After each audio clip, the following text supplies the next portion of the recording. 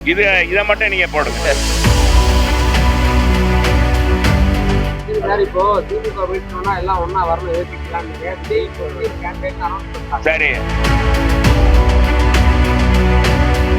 ஆப்ப பாத்துக்கலாம் அப்படின்னாரு. ஆப்ப ஏழை பாளையலுக்கெல்லாம் ஆப்பெல்லாம் தெரியாது.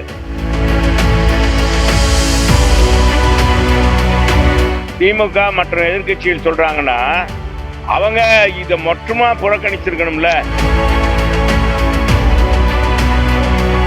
அரசியல் எதிர்ப்பு தெரிவிக்கணும், மத்திய அரசை எதிர்க்கணும், தேர்தல் ஆணையத்தை எதிர்க்கணும்னு நினைக்கிறாங்க. இது நடக்காது.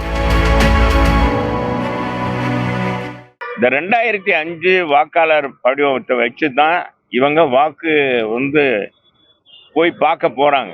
அப்படின்னு போது அதுக்கு பிறகு சேர்ந்த வாக்காளருடைய நிலை என்ன அப்படின்னு கேட்கும்போது அதுக்கு சில விளக்கங்கள்லாம் கொடுத்துருக்காரு. அதெல்லாம் வேறு ஆவணங்கள்லாம் இல்லை.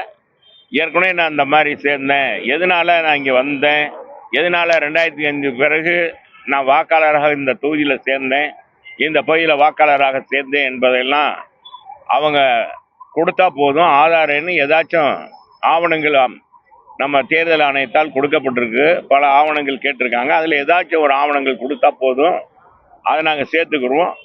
அப்படியும் அவங்களுக்கு சந்தேகம் ஏற்பட்டுச்சுன்னா திரும்ப இது பண்ணிக்கலாம்னு ஆப்பை பார்த்துக்கலாம் அப்படின்னாரு. ஆப்பை ஏழை பாளையலுக்கெல்லாம் ஆப்பெல்லாம் தெரியாது. சாதாரணப்பட்டவங்களுக்கு எப்படி ஆப்பை போய் பார்க்க, ஆப்புன்னா என்னன்னு ஆப்பா இல்லான்னு கேட்பான், இல்லைன்னா ஆப்பமான்னு கேட்பாங்க. அதனால அவங்களுக்கெல்லாம் தெரியாது.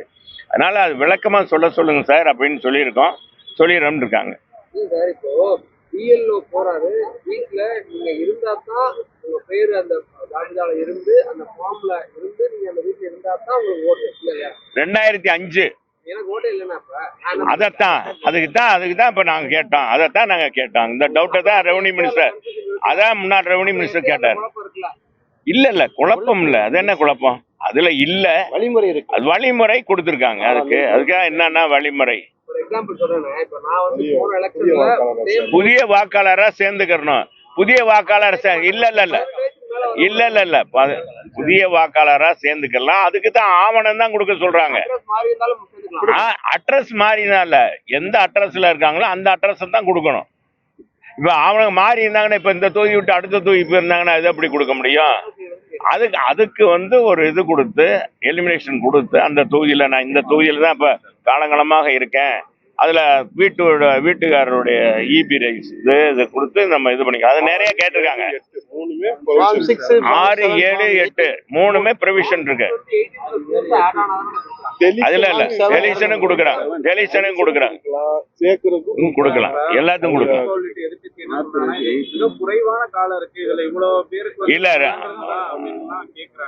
முறையாக தேர்தல் ஆணையம், மாவட்ட ஆட்சித்தலைவர், இது தமிழக அரசால் நியமிக்கப்பட்டிருக்க மாவட்ட ஆட்சித்தலைவரே சொல்லிட்டாரு, எந்த விதமான குறைபாடும் இல்லாத அளவுக்கு, ஒரு வாக்காளர் கூட விடப்படாத அளவுக்கு. அதே மாதிரி இறந்த வாக்காளர், இடமாறி சென்றவர்களே அதே மாதிரி பூத்துல இருந்து இன்னொரு பூத்துக்கு, கணவர் ஒரு பூத்துல இருப்பாரு, மனைவி ஒரு பூத்துல இருப்பாங்க.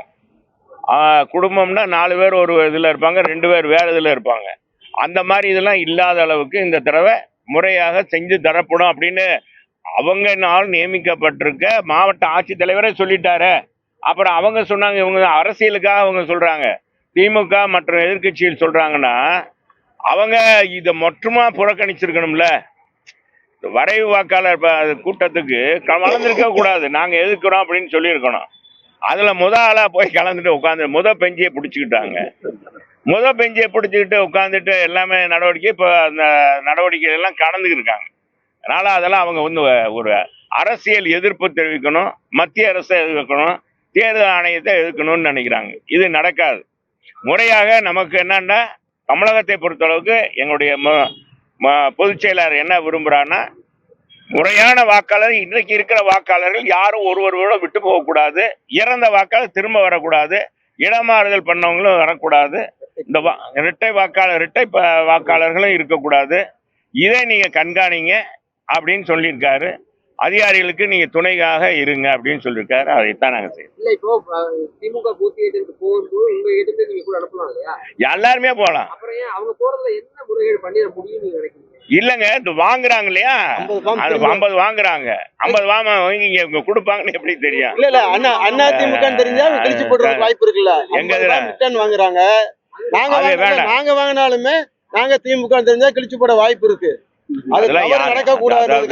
நாங்க ஒத்துக்கிறோம். எந்த அரசியல் 2ல நாங்க 50 வாம ஒரு வீட்டுல போய் வாங்குறோம்னு வைங்க, அந்த வாம்ல திமுக செயலாளர் பேரையும் சேர்த்து வருதுன்னு வச்சுங்க. நடுநிலையாளருக்கு ஏழைகளுக்கு அதனாலதான் நேரடியா வாங்கினோம். எங்களுக்கு இருக்க பவரை தான் குறைக்கிறோம். BLA 2க்கு 50 ஃபார்ம் வாங்கி கொடுக்கலான்றாங்க. வாங்கி முறையா போய் சேர்க்கணும். சேர்க்க தவறினால் மக்கள் பின்னாடி போய் ஒவ்வொருத்தரும் வெயிட் பண்ணணும். அதனால சேர்க்க தவறுவதற்கு வாய்ப்பு இருக்கிறது.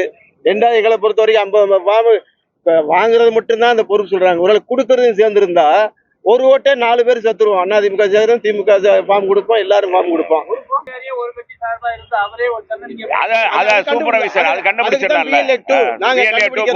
இருக்கோம் எல்லா கட்சியும், எங்க நாங்க இல்ல, திமுக உள்பட எல்லா அனைத்து கட்சியுமே இப்ப அதான் அதிகாரி தான் வாங்க சொல்றோம். அனைத்து அரசியல்வாதி வாங்க வேண்டாம். அரசியல்வாதி சூப்பர்வைசர் வாங்க போலாம், வைக்கலாம். அவங்களே நேரடியா கொடுக்கறாங்களா, முறையாக கொடுக்கறாங்களா, முறையாக அந்த வாக்காளர் சேர்க்கிற பணி நடக்குதா, சிறப்பு சீர்திருத்த நடவடிக்கை முறையாக நடக்குதான்றத சூப்பர்வைஸ் பண்ணணும். சரி சார், இப்போ திமுக வீழ்த்தணும்னா எல்லாம் ஒண்ணா வரணும், எதிர்க்கட்சிலாம் நீங்க விஜய் இப்போ சிஎம் கேண்டிடேட்னு அனௌன்ஸ் பண்ணிட்டாங்க. சரி, இத மட்டும் நீங்க போடுங்க. வணக்கம், நன்றி, வணக்கம். செய்திகளை உடனுக்குடன் தெரிந்து கொள்ள கீழ்கண்ட கேபிள் மற்றும் DTH நெட்வொர்க்குகளில் எம்நாடு செய்தி தொலைக்காட்சியை காணுங்கள். பாதகம் செய்பவரை கண்டால் நாம் பயம் கொள்ளலாகாது பாப்பா. மோதி மிதித்து விடு பாப்பா, அவர் முகத்தில் உமிழ்ந்து விடு பாப்பா. அண்மை செய்திகளை உடனுக்குடன் தெரிந்து கொள்ள இணைந்திருங்கள் எம்நாடு தொலைக்காட்சியுடன்.